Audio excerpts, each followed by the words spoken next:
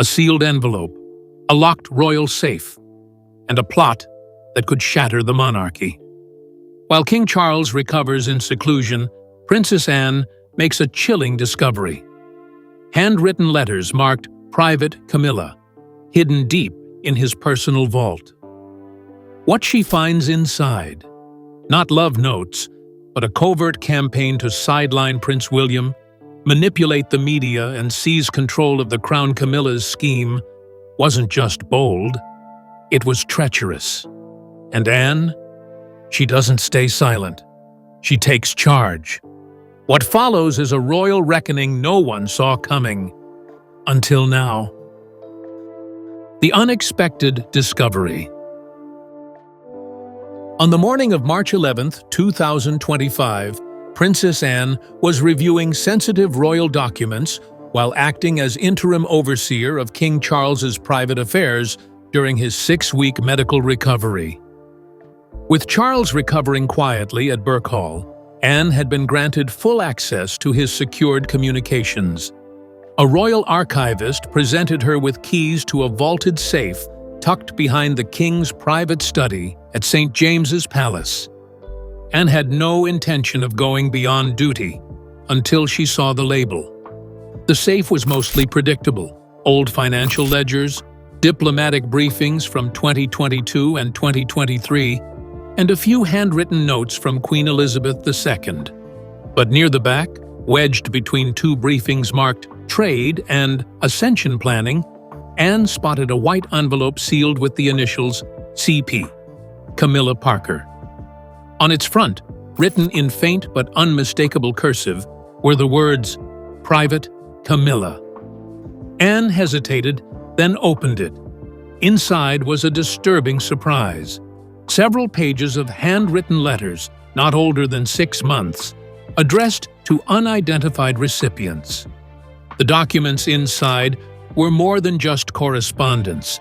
They were strategic memos, littered with coded references like legacy interference, contingency PR, and containment via press. The letters were dated between October 2024 and February 2025, clearly indicating recent planning. One letter mentioned restraining Charles's contact with William during the vulnerable period. Another referred to dismantling Anne's domestic influence before spring. Anne's jaw tightened. She immediately secured the documents in a fireproof lockbox, took high-resolution scans, and contacted her private legal advisor. Anne wasn't just alarmed, she was enraged.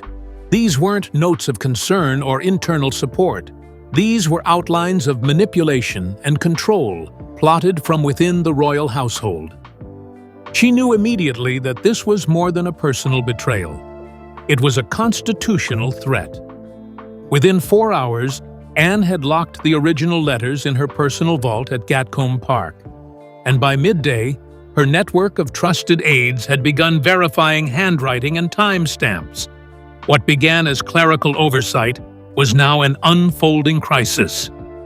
Princess Anne had uncovered more than just personal scheming.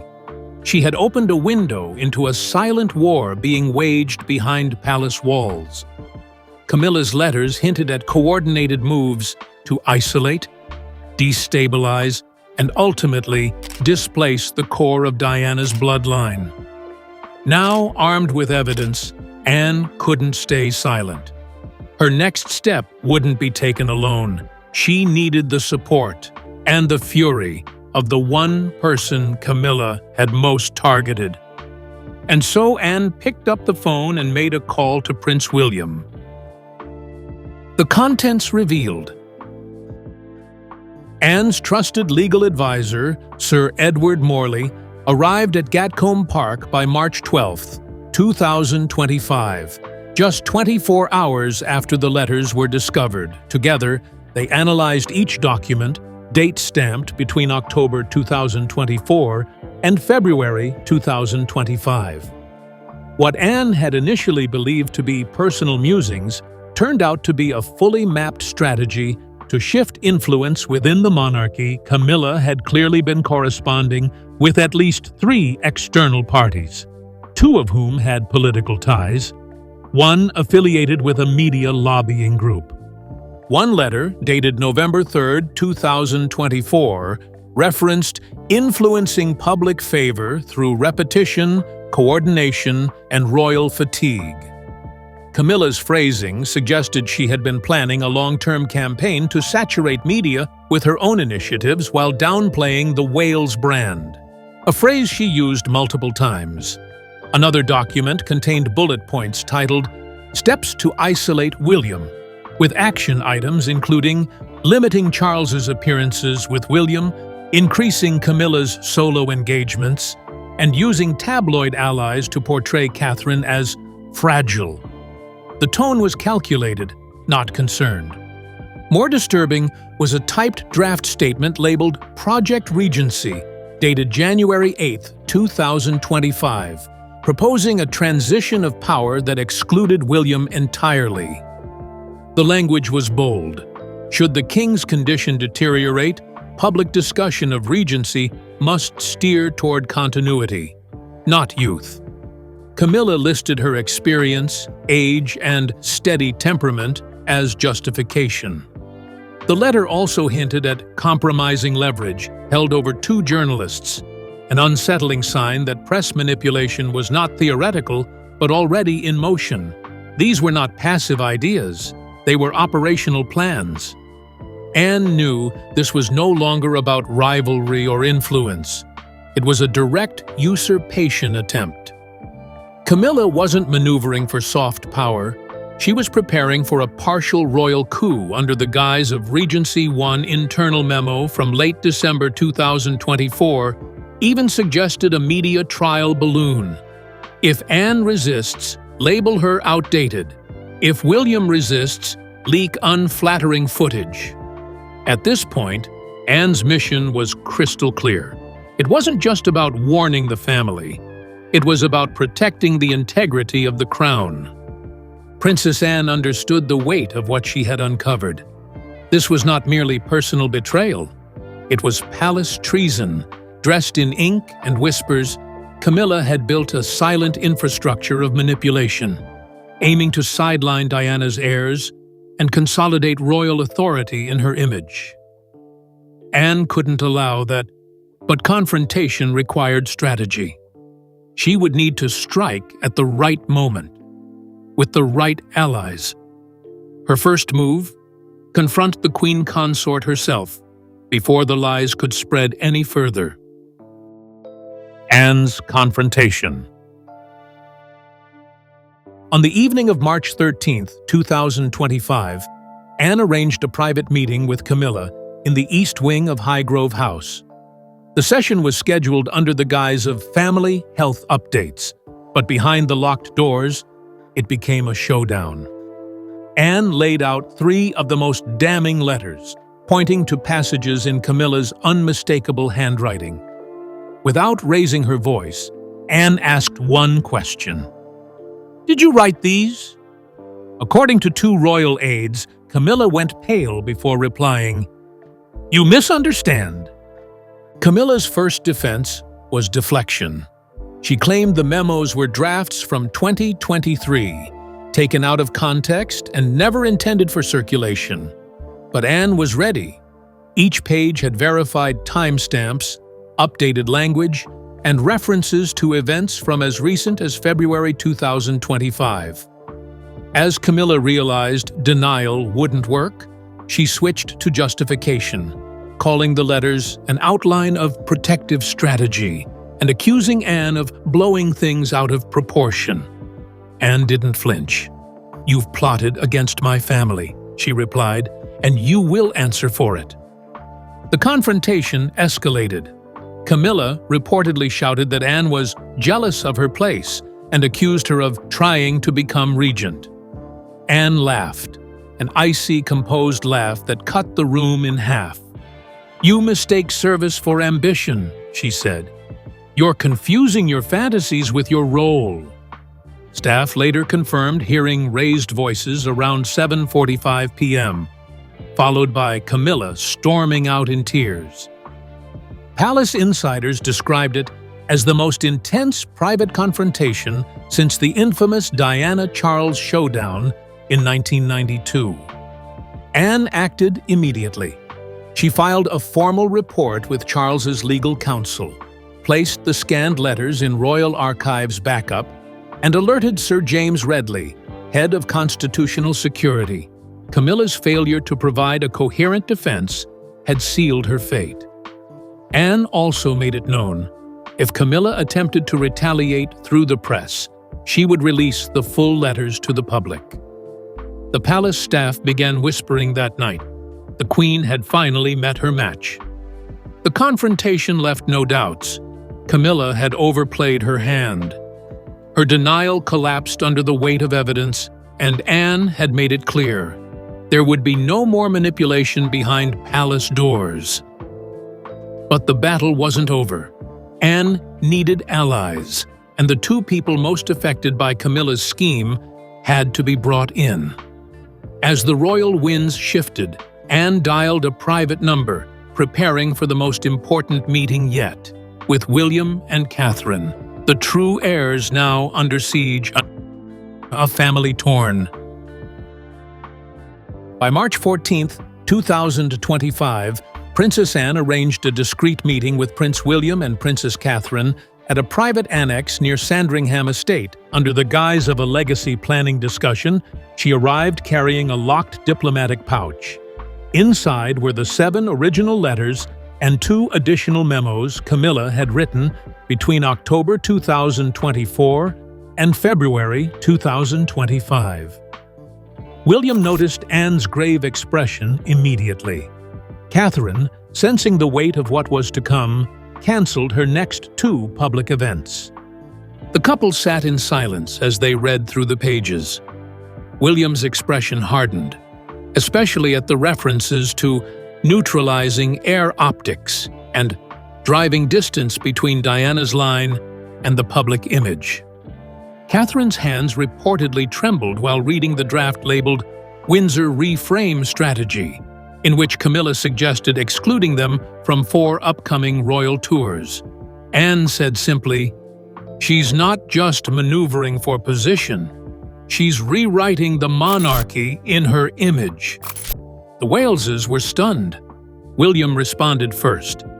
He ordered his personal security team to cross-check all recent communications involving Camilla's office. Catherine called her senior private secretary and instructed a full audit of the palace press office. The couple agreed on a core priority: protect their children and their future. "We can't let her damage what's meant for George," William said, referring to Prince George's place in succession, currently 3rd behind Charles and William himself. Anne nodded. "Then we must be united." That same night, the trio began organizing a multi-phase strategy.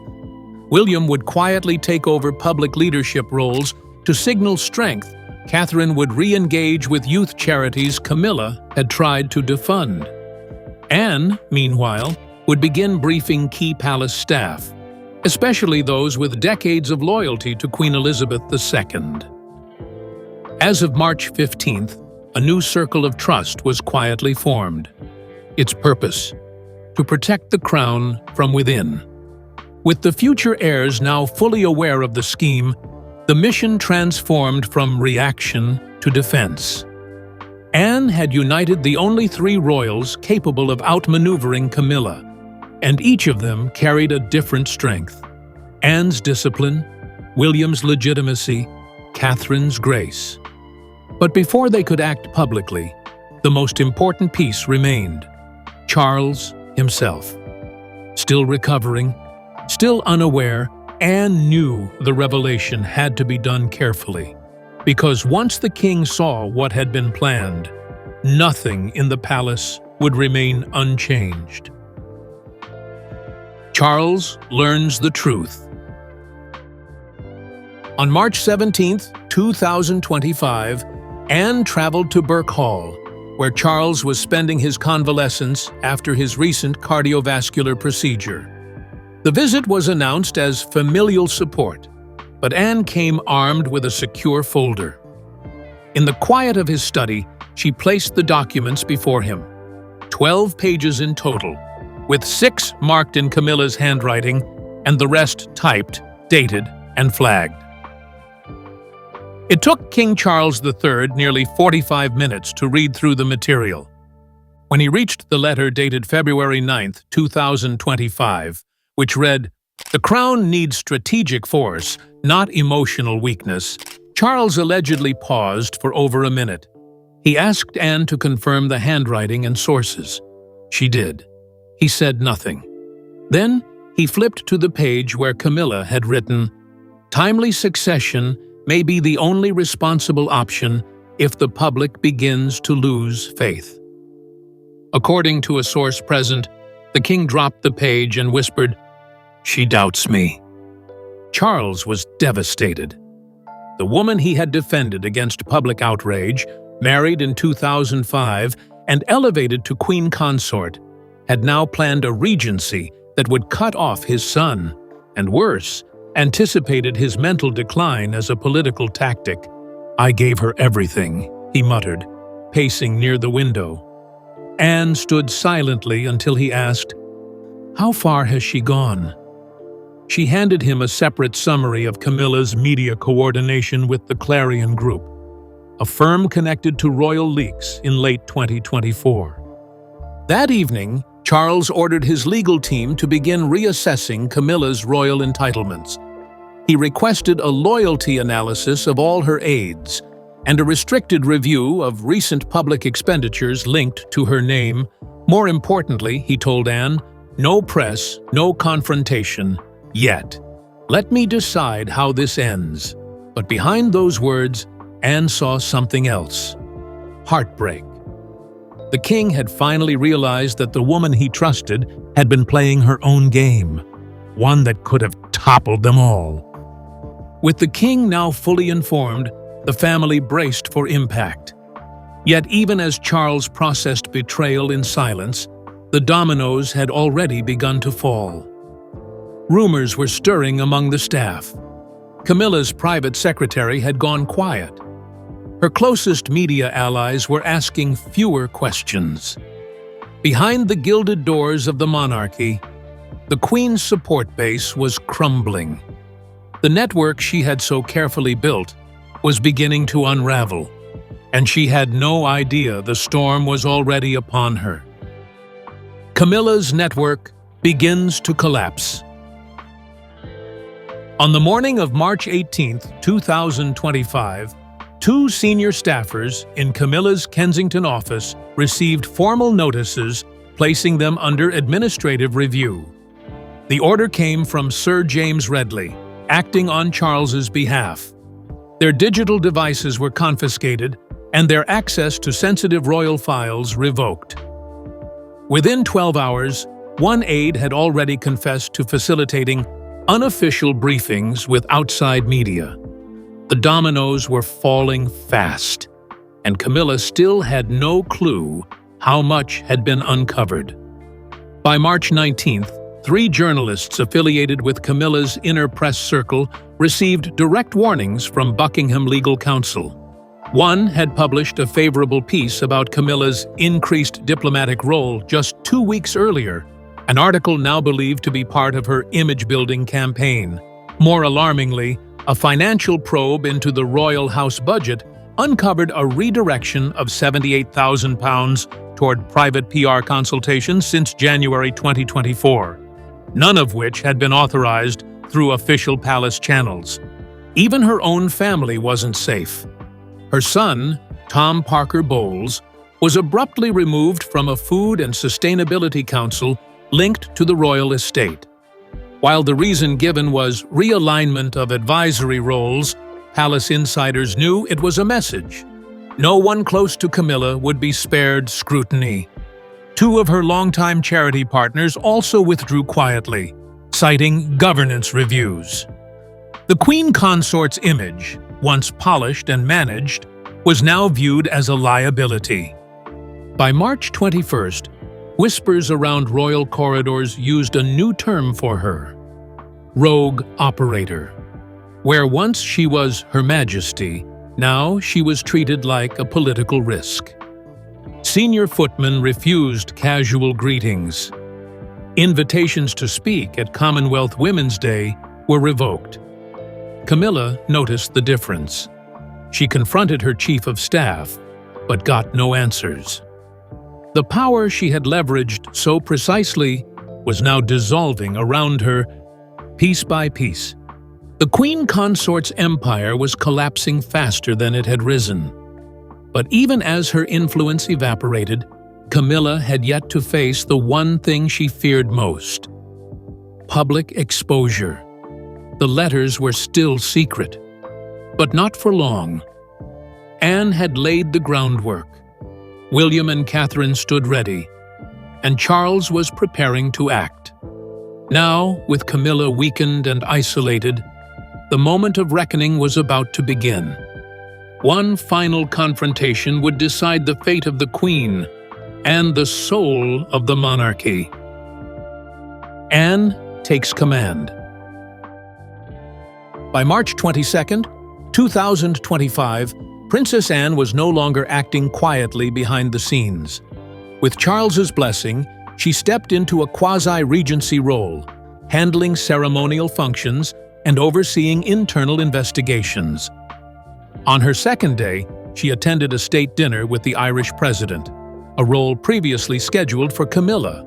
Her presence was commanding, symbolizing restoration and discipline. Senior aides said, "The palace is calm again because Anne is in charge." The monarchy had regained its anchor. Anne's first order was a full audit of all initiatives Camilla had touched in the last 12 months. By March 25th, she had uncovered 2 unauthorized press releases, including one that misrepresented William's role in a 2024 diplomatic mission to Canada. Anne corrected the record and reassigned public communications to William and Catherine's press team. Aides were instructed to review all public-facing content for accuracy. The Crown would no longer speak with Camilla's voice. Anne also enacted strict safeguards around Charles's daily calendar and correspondence. Every external communication now required dual approval from Anne's office and a vetted legal advisor. Her team restored access protocols last revised in 2016, eliminating Camilla-era loopholes. Royal security, under Commander Lionel Heath, increased surveillance of internal IT traffic. Camilla's digital activity, over 4,000 emails between 2023 and early 2025, was quarantined for review. By the end of the week, Anne gave a rare public address at a Buckingham charity gala, speaking on service over ambition. Her praise of those who place duty above title was unmistakably pointed. Charles, absent from the gala due to recovery, issued a statement echoing Anne's tone. Internally, a line had been drawn. Camilla's era was over, and the palace had a new, uncompromising steward. As Anne fortified the palace from within, the public outside had begun to sense the shift. Camilla's absence was no longer unexplained. It was unavoidable leaks about the letters, staff reviews, and Anne's quiet takeover began to ripple through headlines. But the final blow wasn't internal protocol or royal reshuffling. It was the court of public opinion, and once the people began speaking, no crown could protect the one who had lost their trust. The public reacts. By March 28, 2025, whispers turned to headlines. Queen exposed and letters of betrayal dominated the front pages of the Mirror, the Times, and even global outlets like Le Monde and New York Post. The public now knew Camilla had plotted to isolate William, manipulate the media, and prepare for a regency that excluded the king's own bloodline. Social media exploded. Hashtag Queen of Control and hashtag Anne for the Crown trended worldwide within hours. Public sentiment shifted dramatically. A poll conducted by Ipsos UK on March 30th showed Camilla's favorability had plummeted to just 18%, down from 41% in January. Conversely, Anne's approval rating soared to 74%, the highest for any royal since Princess Diana in 1996. Commentators on BBC Newsnight referred to Camilla as a damaged figure beyond repair. Charity leaders began declining Camilla's past patronages, signaling complete withdrawal. In Liverpool, Camilla's appearance at a library unveiling was met with boos and protest signs reading, "Not my Queen." By April 2nd, her remaining spring engagements were postponed indefinitely, according to the palace rumors spread that she was voluntarily stepping back. But insiders confirmed she had been formally sidelined by Charles. Even foreign media began to speculate whether a monarchical divorce was quietly in progress. Public support for William, Catherine, and Anne unified into a movement. Archival clips of Princess Diana's Panorama interview, 1995, resurfaced, especially her warnings about betrayal within the royal circle. The public saw Diana's words as prophecy, and her son as the rightful heir. In forums and editorials, one quote reigned, "Diana warned us, Anne saved us." With Camilla stripped of public goodwill and her grip on palace influence broken, the past came roaring back to vindicate Diana's legacy. William and Catherine didn't need to speak. The people spoke for them. But inside palace walls, the final chapter had already begun. Charles, now clear-eyed and resolute, was ready to end Camilla's chapter permanently.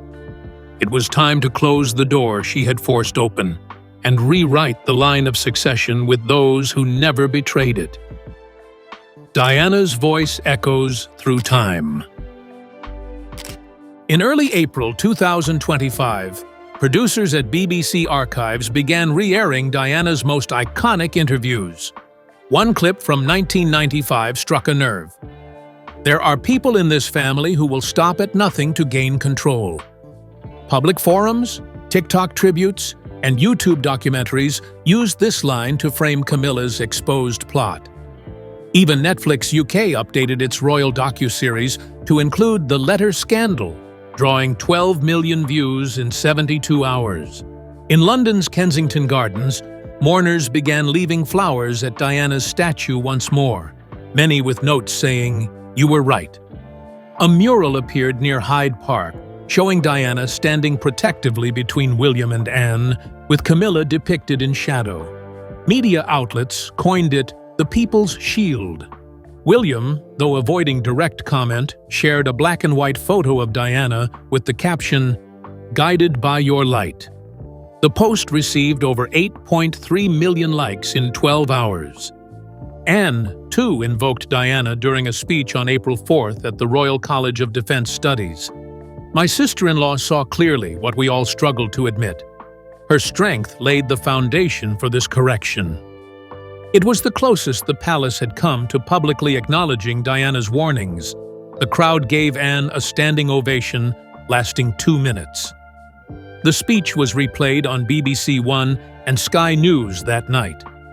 Inside the palace, Charles reportedly spent several days revisiting Diana's letters from the 1990s, stored privately since her death in 1997.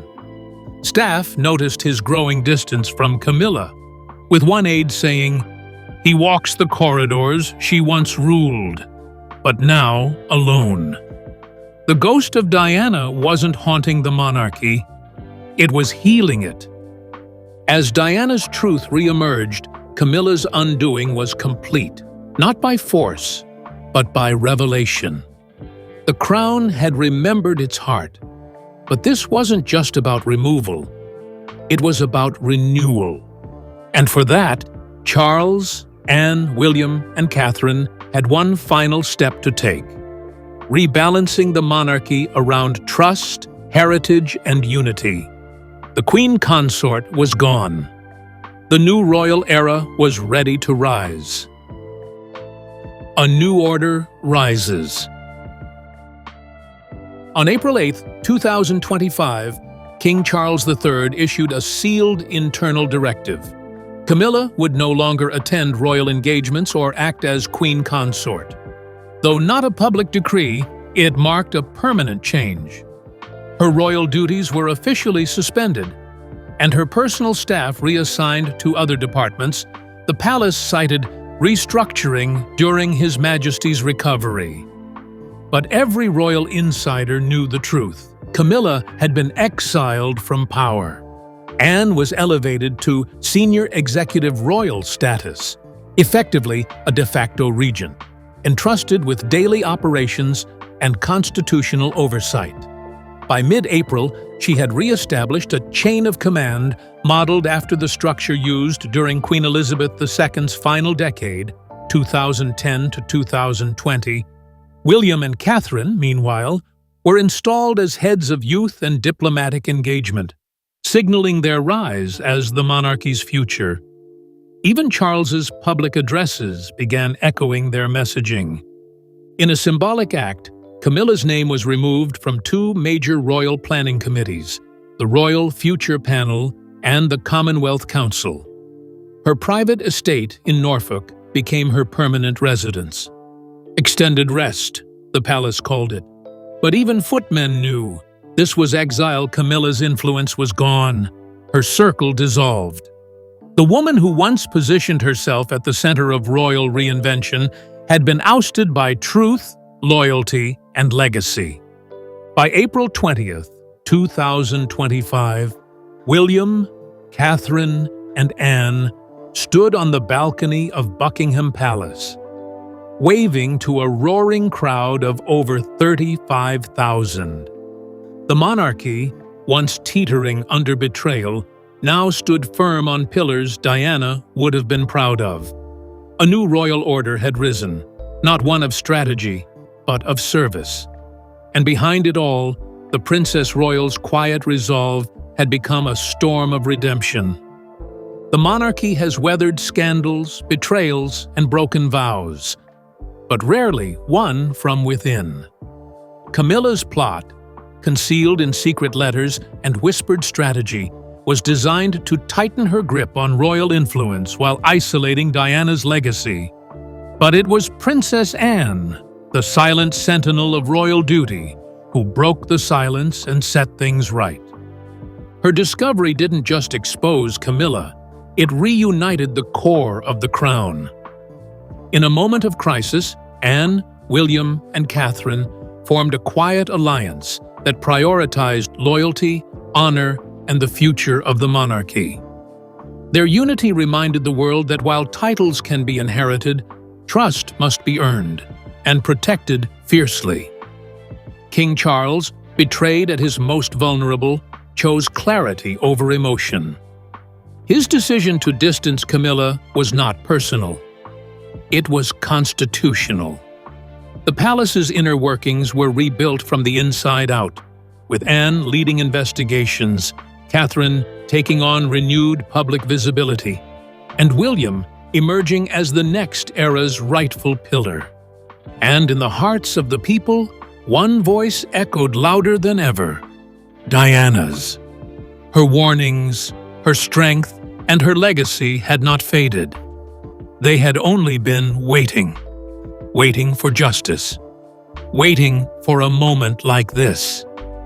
Camilla now sits in silence, her name erased from future royal planning. Meanwhile, Anne, William, and Catherine stand united, not in scandal, but in service. This wasn't just a scandal, it was a reset, a reckoning, and the rise of a new royal order. Because in the end, the crown doesn't bend to ambition. It answers to truth. And this time, truth had a champion. Her name was Princess Anne.